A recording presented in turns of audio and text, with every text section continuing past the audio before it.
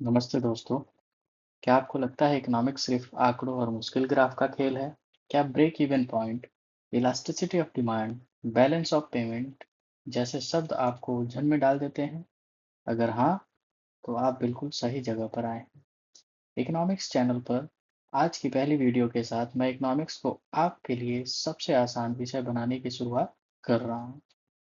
इस चैनल को स्टार्ट करने के पीछे जो सबसे बड़ा रीज़न है मेरा, वो है इकोनॉमिक सब्जेक्ट का इंटरेस्टिंग होना।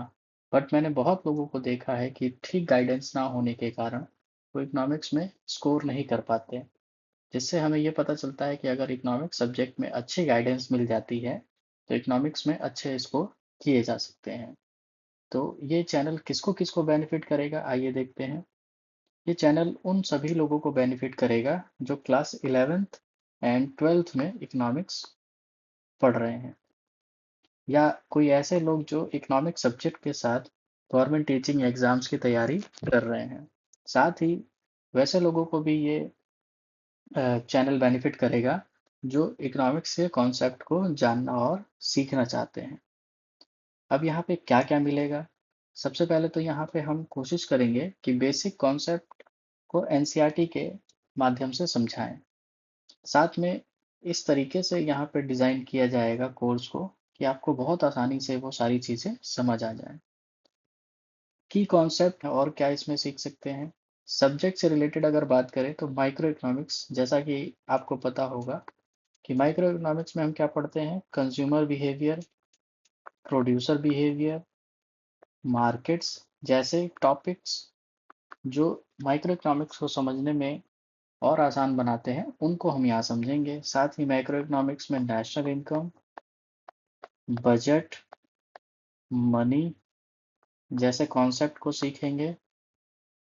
साथ ही पब्लिक फाइनेंस में हम देखेंगे कि कैसे एक गवर्नमेंट अपने फाइनेंसेस को इकट्ठा करती है, कैसे वो एक्सपेंड्स करती है, इन सारी चीज़ों को समझेंगे। ग्रोथ ऑफ इकोनॉमिक्स में हम जानेंगे कि कैसे एक कंट्री का ग्रोथ पाथ डिसाइड होता है। इसमें हम डिफरेंट मॉडल जैसे हेरड डोमर मॉडल, सोनो स्वान मॉडल, बाकी मॉडल्स को भी डिस्कस करेंगे। इंटरनेशनल इकोनॉमिक्स में हम जानेंगे कि कैसे दो कंट्रीज के ट्रेड स्टार्ट होते हैं, क्या क्या थ्योरीज हैं और कैसे ये आगे बढ़ते हैं। स्टैटिस्टिक्स में हम देखेंगे कि डाटास को कैसे हैंडल किया जाता है, क्या क्या इसका प्रोसेस होता है, क्या क्या इसके टूल्स होते हैं, ये सारी चीज़ें जानेंगे। और फाइनली इंडियन इकोनॉमी में हम ये पढ़ेंगे कि इंडिया की इकोनॉमी का नेचर क्या है, इंडिया की इकोनॉमी का अब तक जो जर्नी पार्ट है 1950 से लेके अभी तक का, वो सारी चीज़ें हम इंडियन इकोनॉमी में जानेंगे। तो अगर इन सारी चीज़ों को इंटरेस्टिंग वे में पढ़ना चाहते हैं, इंटरेस्टिंग वे में जानना चाहते हैं और समझना चाहते हैं, तो इस चैनल को सब्सक्राइब करें। साथ ही अपना टॉपिक कमेंट करें जिस टॉपिक को आप पढ़ना चाहते हैं। Thank you.